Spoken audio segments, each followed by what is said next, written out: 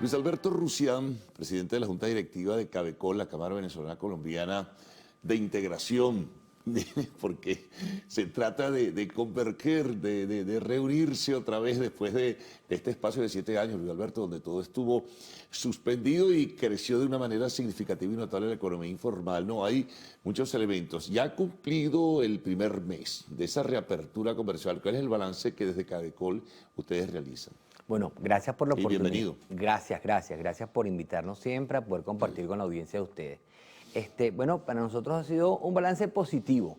Lo que pasa es que no todo está en la cifra, que es el resultado de todo lo anterior. Claro. Y lo que tenemos es un mes efectivamente de la apertura.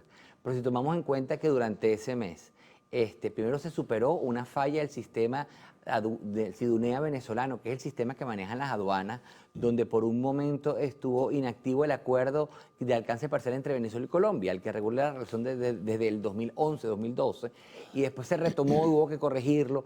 Eso generó incertidumbre, más incertidumbre en los actores económicos, que estaban como con mucho ímpetu de empezar la actividad y se consiguieron con esa falla. Se corrigió la falla y entonces, bueno, empiezan a ver cómo se migra de lo formal a lo informal, que implica todos los permisos, licencias, Sí, certificados, más sencillo. que además son trámites burocráticos, que entonces ahora que sí está abierta, porque veníamos tiempo esperando que eso sucediera, entonces van a hacer los trámites, esos trámites tienen un tiempo. Entonces, sí, efectivamente ha habido un cambio en los canales, es decir... Pero perdona un Sí. paréntesis. ¿Dónde tú sientes o piensas o ustedes estiman que hay mayor entrabamiento burocrático? ¿Del lado de Colombia o del lado venezolano? Pienso que en temas burocráticos es de los dos lados, porque originalmente fue más en Venezuela, pero los colombianos hace tiempo también se pusieron al mismo nivel. Un tema de reciprocidad. Claro. Entonces, estamos volviendo a arrancar la rueda, ¿sí? Ahora, han pasado, como decía en estos días el ministro de Comercio, alrededor de unos 67 vehículos por el Táchira, no sé, 1.500 toneladas de mercancía. Es decir, se está dando el comercio formal. Y nosotros felicitamos todo lo que sea a favor del comercio formal porque la Cámara siempre lo ha promovido. Pero entendemos cómo es la dinámica real. Claro. Entonces, ¿qué sucede? Por ejemplo, se han dado talleres. La aduana del Táchira ha estado dando talleres para volver a formar a la gente en cuanto a los trámites, los permisos, los requisitos. El Viceministerio de Comercio Exterior e Inversiones acá en Caracas ha estado también dictando jornadas intensivas para todo lo que son los trámites de exportación con distintas autoridades, Sencamer, SAPI, etcétera, etcétera. Es decir, ellos están haciendo la tarea, solo que la están haciendo desde ahora. Entonces, bueno, ahora es que están en ese proceso. Y luego, activar el comercio siempre es más complicado que desactivarlo. Activarlo no es un botón, como siempre hemos dicho, claro, sino que es un proceso de confianza. Ahora fíjate, Sí. por ejemplo, vamos a hacer un poquito de retrospectiva reciente, ¿no? Dale. Entre lo que Petro dijo la semana pasada en Cúcuta, donde hizo una serie de observaciones críticas, cuestionaba lo que a lo mejor él pensaba que iba a fluir de una mejor manera, y lo que desde acá también se dice, por ejemplo, lo más reciente, Luis Alberto, el gobernador del Táchira dijo, aquel que vaya por las trochas y que lleve mercancía, etcétera, etcétera, será acusado de contrabandista y se le abrirá procedimiento penal. Nos parece muy bien, es decir, nosotros nos parece que eso es lo que debe suceder. Y aplaudimos todas las iniciativas y las declaraciones y las acciones que se puedan tomar. Inclusive eso va a implicar articulación de autoridades de un lado y del otro para de manera conjunta poder encontrar ese tipo de actividad. Lo que pasa es que eso también estamos claros porque tenemos conocimiento y hemos estado muy cercanos a esa área durante mucho tiempo, que eso no es instantáneo. Y el tema es que la formalidad cuesta más que la informalidad. No, y Es decir, desmontar esa informalidad no es tan sencillo entonces, tampoco. es un Se proceso. ha convertido en un tremendo negocio.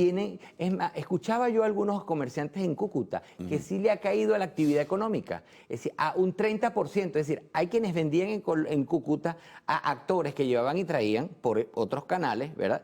Y esa actividad le redució de 30%. Inclusive en el Táchira hay quienes notan disminución en el abastecimiento de algunos productos que venían de Colombia. Sí. Pero eso no implica que haya crecido el comercio formal de Hasta los manera bochos de inmediata. los camiones que vienen a Caracas también dicen que recibían mercancía Y traían. y ahora reciben menos. Lo que pasa entonces es que eso no significa que haya crecido el comercio formal de una manera más importante. Nosotros también teníamos expectativas de que iba a ser mucho más grande el intercambio formal en los primeros días, pero la gente vuelve a la confianza. Y otro elemento tiene que ver con la seguridad. Se quejan muchas personas de que la seguridad en el estado Táchira es menor que en el estado Zulia. Entonces, cuando tú comparas, muchas de las actividades continúan siendo, o las operaciones siguen siendo en el Zulia y no migra la operación al Táchira, porque las empresas buscan siempre mayor seguridad, mayor estabilidad y mayor transparencia. Claro. Entonces, ahora, finalmente, el comercio sigue creciendo. Eso será gradual. Y eso es gradual. Y es la confianza que se dé. Y nosotros lo que vemos es que los actores de un lado y del otro, el ministro de Comercio, Turismo e Industria de Colombia ha venido, se ha reunido ya varias veces con las autoridades acá, con la ministra, con el viceministro de Comercio Exterior e Inversiones, y ya están trabajando entonces en esa reforma del Acuerdo de Alcance Parcial número 28 para hacerlo menos asimétrico, como está hasta ahora. Ahora fíjate, también está el hecho de que tú das una instrucción, llámese Petro, presidente de Colombia, instruye a su ministro de Comercio, ciérrense las trochas. Pero bueno, eso no es así nada más decirlo, igual que Bernal, contrabandista y penalización al que tampoco va a ser tan sencillo. No es sencillo porque hay estructuras que apoyan eso, porque la frontera es muy amplia. Perdona, Luis Alberto, y disculpa porque esto es bien importante y se me había pasado. Petro hizo una acusación muy gruesa de corrupción, de cobro de comisiones de funcionarios estatales de Venezuela y de Colombia, de ambos. Parece que convergen en el interés. Y parece que se enteró. Sí, además se enteró porque eso existía hace tiempo. Entonces lo que sucede es que quien tendría que cuidar que eso no sucediera a veces está involucrado. No es fácil. El hecho de la seguridad que te hacía referencia tiene que ver con la discrecionalidad que tienen algunos funcionarios uniformados para parar, pedir, exigir cosas que no son, o porque son de los que están muy interesados en que ese otro comercio funcione. Nosotros de verdad lo que hemos visto es mucha voluntad, es decir, tenemos que decirlo de manera sincera, porque hay que reconocer cuando la pausa es positiva. Claro. Y sí hemos visto recientemente una voluntad de un lado y del otro en poder disminuir ese comercio informal para que sea formal. Bueno, hagamos, Luis Alberto, una pausa. Vamos a regresar enseguida para seguir conversando con Luis Alberto Urrusián, presidente de la Junta Directiva de Cabecol.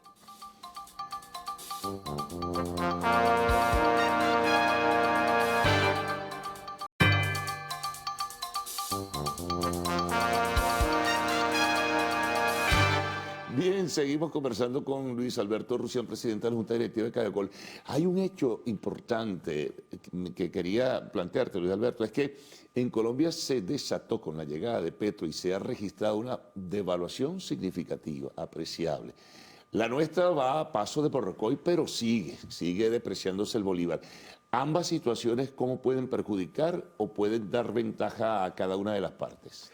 Bueno, recuerda que el tema de las devaluaciones hace más competitivos los productos de un mercado respecto a otro, y nosotros, como dicen los productores, estamos sobrevaluados. Nosotros sentimos que estamos devaluados como economía, pero el sector industrial venezolano considera y estima, y siempre lo ha dicho, que hay una sobrevaluación de la moneda que hace que nuestros productos sean más costosos.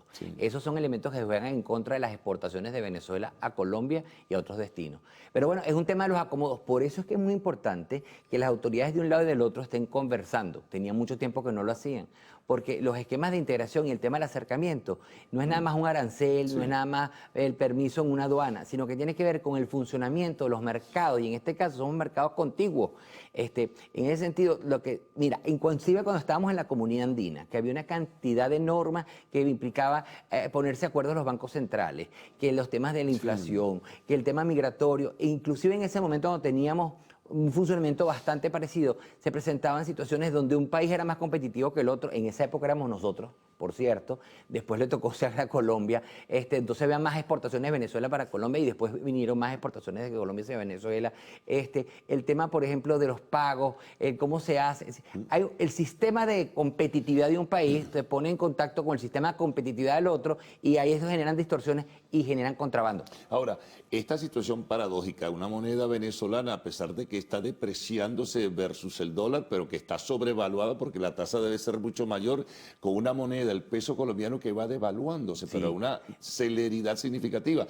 ¿Qué significa que se devalúe, para el tema de las mercancías y el intercambio comercial? Bueno, en la medida que se devalúe el peso colombiano dentro de una economía que ya es competitiva de por sí, porque funciona el financiamiento, porque los costos son más controlados, una cantidad de elementos, los hacen más competitivos y es más fácil de que vengan hacia Venezuela. Y en la medida que nosotros lo tengamos más barato, entonces compraremos más de Colombia, porque es más económico que producirlo aquí. aquí hay empresarios venezolanos del sector industrial que tienen planta en Venezuela y tienen planta en Colombia y son sus productos de Colombia los que están afectando su producción nacional. Es decir, inclusive eso lo he escuchado en varias oportunidades. ¿Qué resulta? Que bueno, con Petro, que se tenía estas expectativas de cambio, bueno, está haciendo los cambios y durante esos procesos de cambio hay personas que tienen temor y eso se refleja entonces en el tipo de cambio, ¿verdad? En la inflación, ha habido nombramientos y que después los revierte en posiciones muy, muy importantes. Hay manifestaciones en Colombia, en diversas ciudades, Sí. en contra de la propuesta tributaria por una parte, pero en el fondo también es en contra de la propuesta económica de Petro. Es así. Y se pensaba que se tenía una expectativa de que fuera de una forma para alcanzar unos niveles de ingreso de 50.000, ¿verdad? Y luego han tenido que reducirlo, es decir, ha tenido que ser mucho menos, menos fuerte la propuesta para que sea más potable.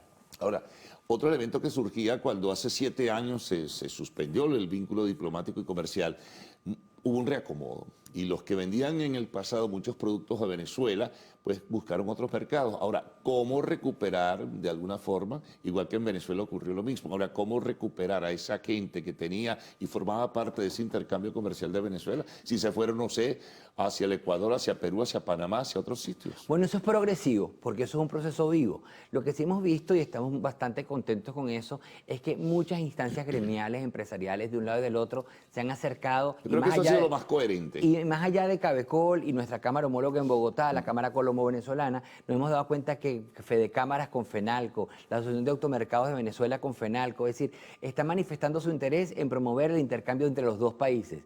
Y eso implicará a lo mejor sustituir a otros socios que no son de la región y que nos hace mucho, porque se nos hace mucho más engorroso y más costoso traer de otros destinos o de otros orígenes, perdón, que traerlo de Colombia.